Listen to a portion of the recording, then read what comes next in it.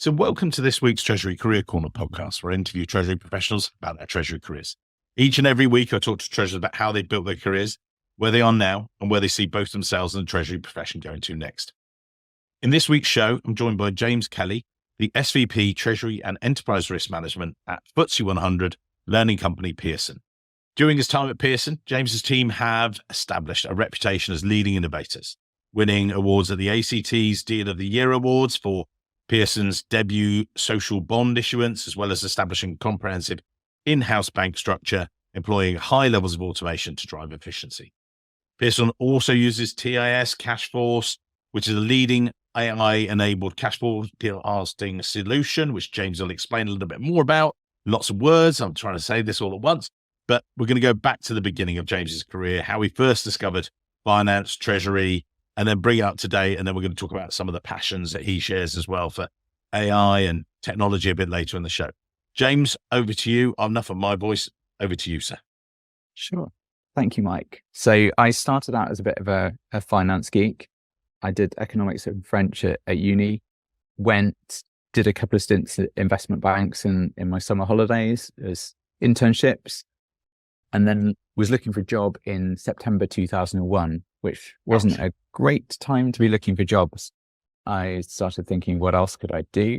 And applied for a whole range of things, one of which was auditing. So I joined a recent firm called Moore Stephens, did 3 years with them, took on some interesting tasks. So I had clients like Caterham Cars, Formula One team, one or two others. And then I moved to KPMG and did sort of 18 months at KPMG as an auditor there, where I had clients like Action Aid and Children in Need, which was quite fun, from the charity sector, and a variety of others, say a paper manufacturer, haulier, various other people. And I then got a call, would I be interested in joining Kingfisher PLC as a group accountant? They were looking for someone who could speak French. And at that point, I'd had 4 years where I hadn't used my French, left uni, having thought, okay, French is going to be a big part of my life. And so jumped at that opportunity, thought I just got to the stage where I was like, I'm going into clients for 3 weeks at a time, getting to know them a little bit, and then you move on and you go to the next one. And I quite like to get my teeth into something and really be able to add a bit more long-term value. So that came at a really good time. Joined, and just at the point that I joined, my then boss got an internal promotion, moved to investor relations. And so it was me and the person I was taking out from had to run the half year from a group perspective. So that was quite fun. Threw me in at the deep end, meant that I got lots of exposure to lots of things. And so the normal kind of rotation cycle of you'll get to do balance sheet and you'll do that for 6-8 months, and then you'll do a bit of P&L, and then you'll do the next thing. That got crunched quite significantly. And within about 6 months, I tried almost everything. And within about a year, I was working on the cash flow, which was considered the most technically challenging of the tasks. And through that, I was asked to help the Treasury team with a few things, particularly transition to IFRS.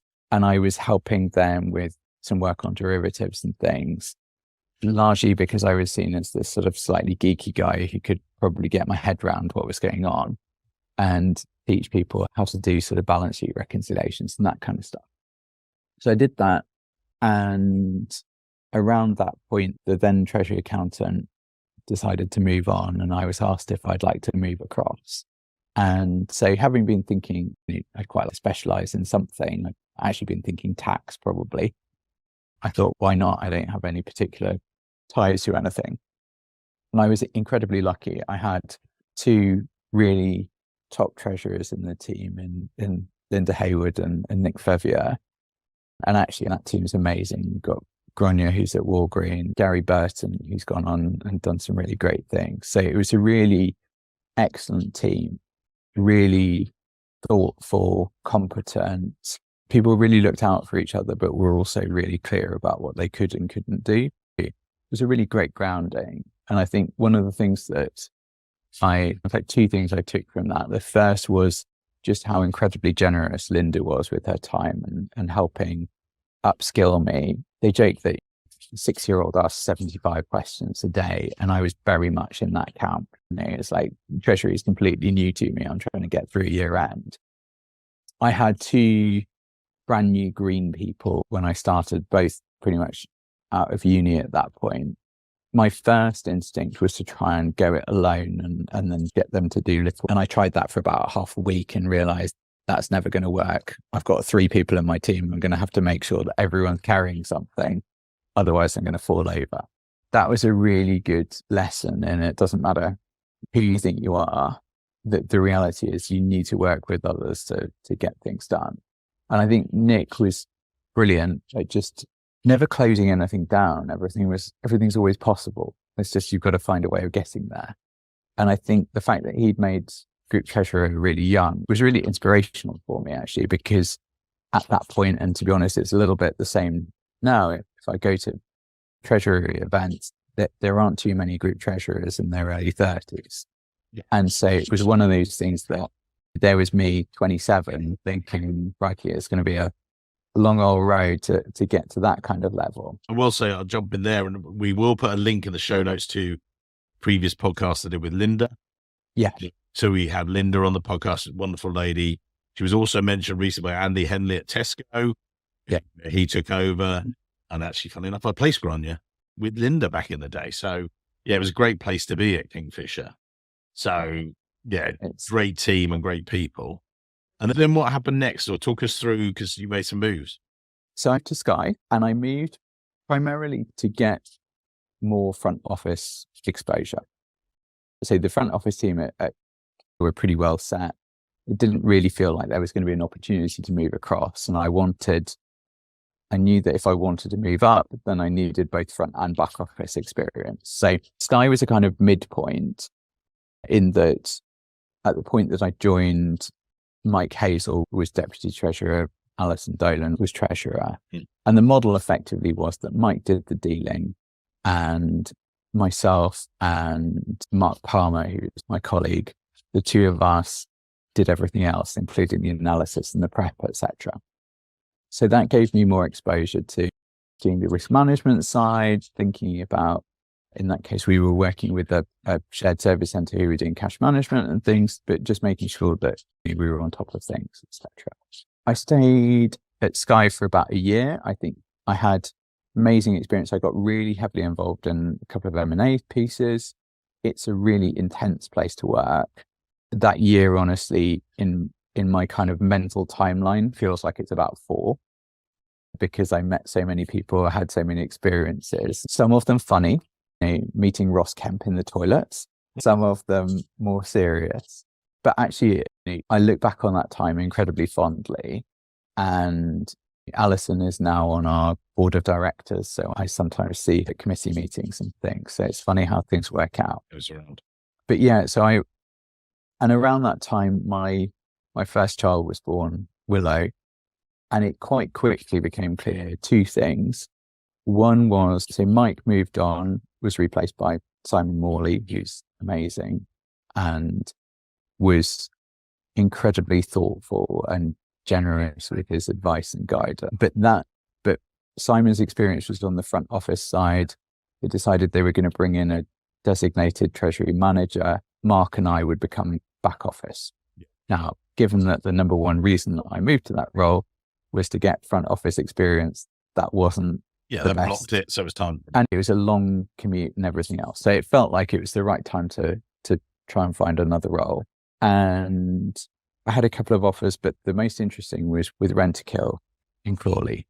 And I remember like sweating on that decision, because I had an offer come in, and then I had this Rentokil thing, which looked like it was probably going to happen, but I was a bit earlier stage in that process and trying to decide, do I go for the known or do I gamble? And I'm incredibly glad that I gambled. I joined as deputy treasurer to Nigel Roberts, who I think we had a really good working relationship. He's incredibly structured, very good at priorities, and has a really clear idea of strategy and communication. And can you explain for our international listeners, Rentokil, you and I know them, they're household names in the UK, but if you're in the US, you might not know them. So Rentokil, and actually amusingly, Rentokil are quite large in the US, but they go under a variety of different brand names. So Rentokil are effectively pest control and hygiene. So effectively, you may see the initial brand sometimes in washrooms. So if you go into a public restroom, often there are Rentokil hand dryers or soap dispensers, things. Some of that's been sold since I left, but a lot of that's there. But they're very large in pest control. And so in the US, they're Terminix and various other brands. So Western Pest Control and various other things. Yeah, so I was there 5 years. It's a pretty decentralized business, very innovative in terms of the way that people work together. There's a real culture of how do we make things better. So it's Sky, at the point that I was there, the Dave Brailsford Sky cycling team was just being set up with the marginal gains theory. And you were starting to see some of that same type of philosophy come through at Rentokil, where one team would come up with an idea that would increase efficiency for route planning, for example. Ultimately, you've got people who are out in vans who go to a site, perform a service, and then move on to the next place. So you want as little time traveling as possible. And actually, one of the things that we found was that FaceTime is incredibly important. If you go around and do a great job, but no one knows who you are, you're unlikely to be repositioned next time the RFP comes around or whatever. So actually, in order to make sure that you get those renewals, you need to make sure that you've got good relationships with people. But there's a real kind of culture of, okay, they've had this idea, I'm going to take that and how do I make it a little bit better, which was really interesting. And I was lucky enough that my financial modeling skills are quite good. And being the keeper of the rating agency purse strings, I was often asked can we afford such an M&A deal? And so we built an M&A model, and I built this equity M&A, and that was designed to say, if we do 10 deals of 20 million a year, how long does it take before we start seeing meaningful progress on the share price? How long does it take before the cash flows from those M&A deals start to pay for the next year's M&A deals? And how fast does the ramp up happen? So if you want to get to a point where you can do a $1 billion M&A deal, how do you, in say 5 years time, how do you get there, and how fast does the ramp up happen to be? So that was really great experience. I got to work closely with the head of M&A, the CFO, CEO, etc. Got really great face time. And again, I tried to make sure that I was in the right place at the right time, and anything that came up, I was volunteering for. So I know that, for example, one of the last things I was doing was assessing the management LTIPs and monitoring how was the share price going versus the different targets, and how likely were different payout levels likely to be. So quite good fun, not massively challenging, but also one of those things that it meant you got FaceTime every day. I was going to say, they want to talk to you. You're a man in demand, which is great. Exactly. So it's one of those things, just trying to make sure that I really got involved in things. And we did some really fun stuff. I think we did 3 or 4 financings on the bond side. We did a couple of bank deals, started to put in a new TMS. So lots of kind of process changes, lots of financing, etc. Lots of M&A. So lots of interesting treasury technical pieces. And I stayed there for about 5 years. And I reached the stage where I felt I wanted to work in a slightly different environment, somewhere that was a little bit more centralized. And also, given the experience I'd had in DCM, I wanted to major on that a little bit. Yeah. And so I moved to Associated British Ports, which at that point was the third biggest issuer of US private placements in the UK. So they own, I think it's 21 ports around the UK. It includes Southampton, which is the biggest cruise terminal, Immingham and Hull up in the northeast. There's effectively 4 across, Port Talbot, all over the place. And interesting model. It's infrastructure, pretty highly levered, so 6.75 times EBITDA. And the model basically is you add 15 million of EBITDA every year, that generates another million of debt capacity or whatever, go out, raise a USPP, pay that to shareholders. Nice, relatively easy model. Unfortunately, I joined just at the point where that EBITDA came under a bit of pressure. And that was because new taxes came in on coal imports. Coal imports had been between 20 and 25% of EBITDA. And effectively, the first 3 months that I was there, I hadn't realized, but they were the honeymoon period, because what had happened was everyone had got their coal imports in during that period. From an ABP perspective, it was slightly unfortunate because that marked what was really going on. So there'd actually been a colossal drop-off in demand. That drop-off in demand and then the kind of bringing forward of order, actually, broadly speaking, came to what normal looked like. And so you looked at the trend and it looked like everything was normal. And then suddenly in the April, the new tax came in and the numbers just dropped away almost to nothing.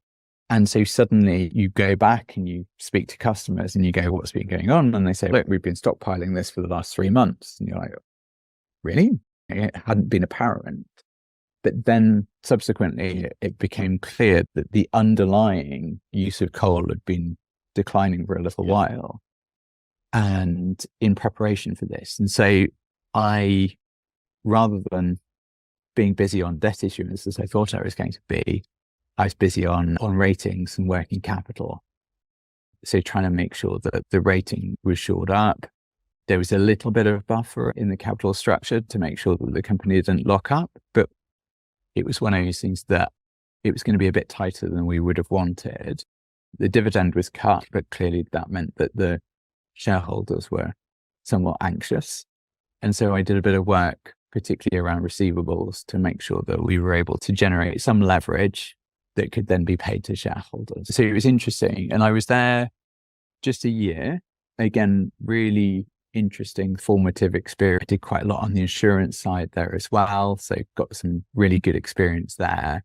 And then this role at Pearson came up, and it was we're pretty heavily decentralized. We want to build a centralized model. We're looking for someone with multinational experience. And yeah. And what was Pearson like when you joined as a company? What was the situation there? That was 7.5 years ago. Yeah. So there was still a little bit of a legacy from, we'd had a previous chief exec, Marjorie Scardino, who had effectively delivered relentless performance, 20% growth year on year for goodness knows how long. And we got to a point where, and so it meant that a lot of the businesses were very highly cash generative, very high margin. And when you're in that situation, sometimes there's only one way to go. And so her successor, John Fallon, had a rather harder job to try and follow that. And he was unfortunate enough to come in at a point where Amazon was really reshaping the world of retail, in particular, the world of kind of book selling and student life and everything else. And we had some pretty ambitious growth plans. And unfortunately, we had a number of profits warnings within the first few years with Pearson, as we tried to continue to meet expectations in a market that was changing quite significantly. And John had a pretty tough job because he had to try and take what had been a largely print business with a variety of businesses, including the Financial Times and The Economist, that were hugely loved within the organization. And so when they were sold, understandably, there were a number of people who really felt strongly and let down that these businesses were leaving. And so I think at the point that I joined, there was a lot of optimism and a lot of hope and a lot of ambition to try and make sure that things worked. But I think also a degree of anxiety that it's a difficult balancing act to transform and meet expectations and have a clear idea of where you're going and where you've been and a clear narrative. And I think that was a difficult piece to pull off. The first couple of years, from my perspective, was quite a kind of tidy up exercise. I joined and we had over $2 billion of cash on balance sheet and over $3 billion of debt.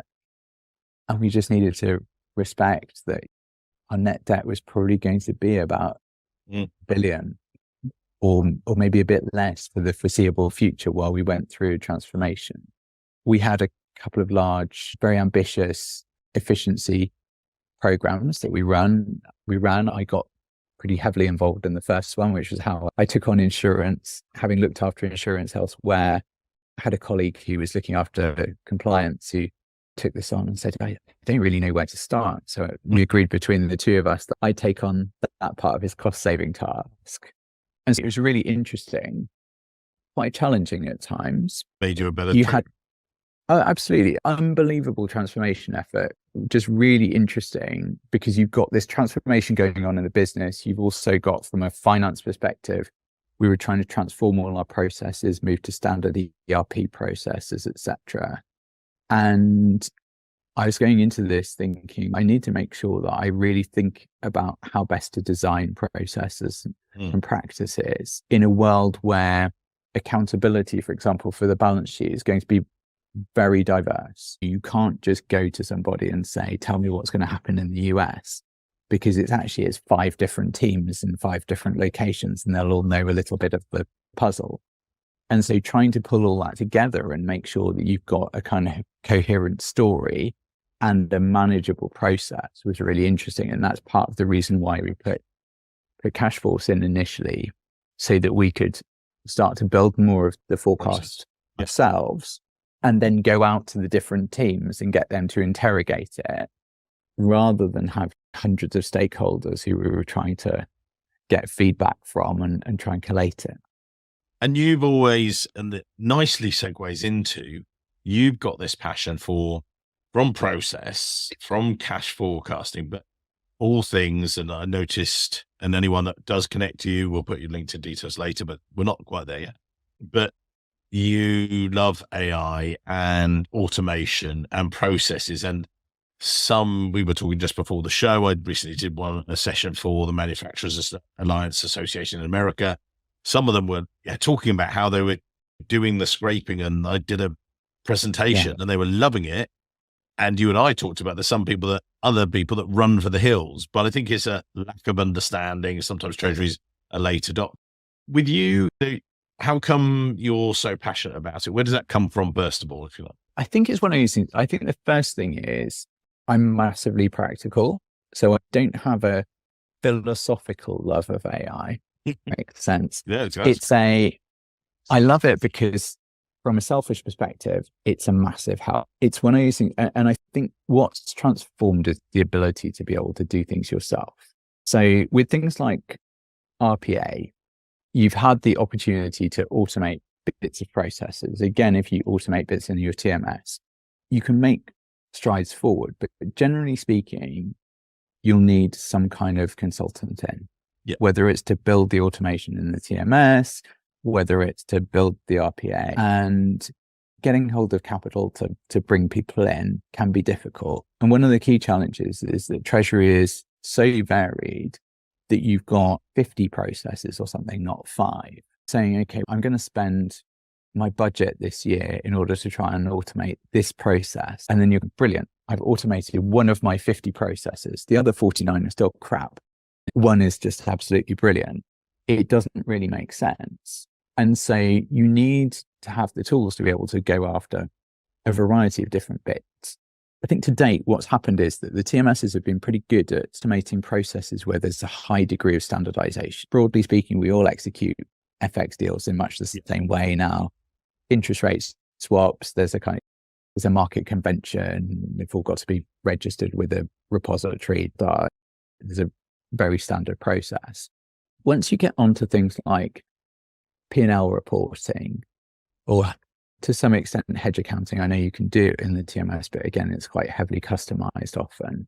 You get into the territory where it's quite a high degree of customization for each individual firm. That's not very easy to do in the current business model because A, there probably aren't enough consultants out there for everybody to constantly have someone building things. And B, you never have enough budget.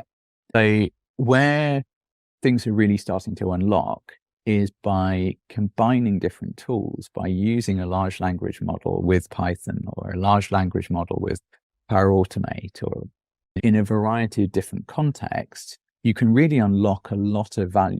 And it's happening at pace, which means that you can now start to go at things that mean that you're able to get to a position of ease. And I think the position of the treasurer hasn't necessarily been one of ease over the last few years. Most of us still struggle to get full visibility of cash balances, let alone build a coherent forecast that covers everywhere. The reality is that there's a lot of decisions that we have to make. We'll focus on the key markets because that's what we've got time for. We can't focus on everything all at once. And that means that inevitably you've got some blind spots that you're not able to keep an eye on. And the nice thing about some of this tech is that you're able to really make a difference. So to use the web scraping example, we've now got all our banks' websites linked to a web scraping tool. So we now pick up whenever their credit ratings change. That automatically sends a message through to us to say, by the way, this has happened. So previously we had a model where we check once a month, we check what the movements were, and effectively we'd look at what was it before, what is it now? Okay, it's moved. Do we do anything with it? That's not necessarily very timely if you have a Silicon Valley bank. And so again, you can set things up to monitor and those other things. And so I find that really interesting. James, if you're, and I've been scribbling notes here as well, and this is all very well for you because you love these processes and you've got a gift for it as well. But if you are a treasurer, and again, some of them, this discussion the other day, who's nervous about that they feel they might be adding to their already overworked stretch schedule, how would you ease their thoughts? How would you calm them? I think I would always start with something small. I think the things that are talked about in the market are, generally speaking, not necessarily very helpful to the average treasurer. Yes. Something like cash forecasting is, I describe it as like the Everest of tasks, because the reality is that you're looking for exceptions. When you're looking at your cash forecast, you're not really thinking about, is my balance going to be 3% higher or 3% lower? What you're actually looking for is what's the massive payment that's going out that you weren't expecting, or like, where's the unexpected receipt? So you're looking for outliers. So that's a really hard use case. And just as in the same way, you wouldn't start running by going, I tell you what, we'll go and do a marathon. You'd always start with something small. And so like relatively easy things to do are just looking at, for example, documentation, or looking at, can you build a quick report that sends information to you about 3 different things or whatever. It's quite easy to pull data from Excel files, other things. So I did an example quite recently, for example, where I've got a Python built Gantt chart. And so I have an Excel spreadsheet that's got the 10 tasks that need to happen, the start and the end date. And I just update the Excel spreadsheet. That gives me an automated dashboard that looks quite sexy. The reality is it took me 25 minutes to build the script. It's relatively easy. And again, to be honest, you can do that with a large language model. Just say, give me the Python script to build the Gantt chart out of this Excel, upload the Excel, and it will do it for you. So there's some really simple stuff. I think you have to be a little bit careful about data privacy. So I always work in terms of kind of general themes. If I'm going to share some data, then I might share column headings. I won't share what's in the actual data. That then means that the system is able to work out what does it look like. And you can always say, it's got these headings and there's 500 lines or whatever. And it will then generate a script. You can then use that for whatever you're looking for. What I find is really useful is that this technology is really good for augmenting data. So often one of the things I find is difficult is that you'll have one data set that has most of the information that you need. So for example, if I've got my bank balances, and then I've got another data set over here that's got my credit ratings per bank. And then I've got another data set over here, perhaps, that's got my foreign exchange positions. You can use the technology really quickly to crunch all of that together. It doesn't really require any technical skill. Again, it's one of those things that use Claude AI or Gemini or any of those tools. Explain that this is what I'm trying to do. I'm trying to bring this column in related to this particular item that's in the first thing. By bank account, I want to sort for what's the credit rating of the relevant bank. And it will do that for you. And that can be quite a fiddly thing to do when you've got different data sets. Particularly, we're getting to a point where you can feed all of those things together. And so one of the things that I've been looking quite hard at is how we provide tools that allow you to connect all of these different pieces. You and I talked about this as well, that treasurers have a natural, correct concern, if you like, about data privacy. You touched on it there. But what you're talking about, as you say, is publicly available models, not giving them private information, but it's giving them public information. And as you say, it's putting together the pipework. It's doing the plumbing for you. It's so much quicker. Is that right? The challenge that we have is that, generally speaking, we're kept on the outside because of these data privacy concerns. And fundamentally, we're in a situation where, generally speaking, the tool that we have is a treasury management system. And if there isn't something built for that, then we're typically looking at Excel or Outlook, neither of which are particularly designed for project management, like large scale data analysis, data reporting, all of those other things. You've now got these amazing tools out there in the wild. And the reason why I'm passionate about sharing this is that I think that there are great opportunities. I can't explore them all personally. My team can't explore them all personally. So I'm really keen that other treasurers get out there and try stuff and go, hey, I tried this and I've got this great idea. And I think that as a treasury community, we can really make big strides forward, because actually we're in a situation where we're not reliant on, oh, thank you very much, sir. It's on the implementation list. Well, develop something over the next 12 months or whatever.